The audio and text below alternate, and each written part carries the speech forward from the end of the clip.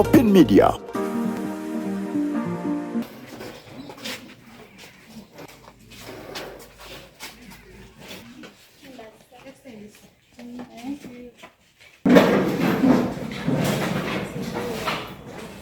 Abayizi baffe tubateeseteese kakasa tubawadde ekyo ekimala era ffe mu mitima gyaffe tetulinaamu kutya nti oba bajja kukola bubi oba kitubawadde ekyo ekisaanidde kye balina okukola ki okufuna ebirala ne tubirekera Mukama kozi ku lwange ng'eno kiraasi ey'omwaka guno ebadde si nnyangu ebadde yakuguluba nayo babadde bazibuzibu naye era tumaze ne tubakkakkanya ne tubakola ki agamukakkane musome nga bwe tubuulirira. Ekibuuzo kino kyeteekedde bulungi era nga na concentrate nga nensoma ebitabo byange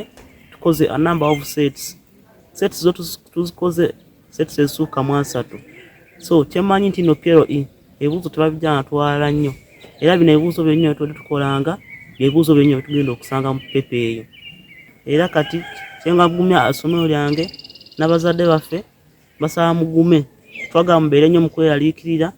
so tubasuubiza tifasigwe tugenda kuzireeta mu bungi kubanga abasomesa baffe bateekateeka bulungi naffe nga tuli baana abawulize abeeteefuteefu era nga tuwulira bye batugamba n'ebintu byonna tubikwata bulungi. Bannayuganda n'abantu bonna bali abampuliriza kyo kimanyi bulungi nti omuntu abeera kukola ekintu kyonna ne mu bulamu bw'ensi so agenda ku straight line era abeerayo ebizibu byonna ebikutaataaganya. So nze ebizibu byenfunye mu kusoma kwange kuno eno o subject ebadde nsinga nnyo okuntawaanya era nga oyo mathematics naye nkyawaliza Mukama Katonda tunamala okuwuliza ku advice y'abasomesa tinga tonnaba kwebaka at least kolawo ke namba 5 so bannaaye natwala advice eyo era kuva olwo sikyateetaganya mu maafi kumugwa era kati maafi musuubiramu D1 bannaaye advice nawuliza n'ekizibu ekyala kyensanze school fees bazadde bange ali tebasobola naye neebaza nnyo omukulu w'essomero tabadde anzikiriza nensobola okubeera wano eno paka bazadde bange banyonyanyonya school fees namweta nensobola okusoma. Amanya gange nze Nansereko Shifa Wisdom soma Kalinga Girls ejje neetegeseemu kuba batugamba muno tugatula ebibuuzo byaffe ebyakamalirizo nasoma ebitabo byange bulungi nnyo nenkola revision nenconsultinga abasomesa kati ni confident tingenda kufuna first grade mbadde nina obuzibu bwa spelling naye kati kuba na consulting abateachers ng'ejjo nakikolamu ne bansomesa kati nsobola osipellinga ebigambo ebisinga. Ngenze Simali Ramadan nga ndi District Inspector of Schools Kayunga tukubiriza bagenda okuuma ebibuuzo bino kisooka bayiseewo by'abaana baffe creating environment ennungi abaana basobola okukola ebibuuzo obulungi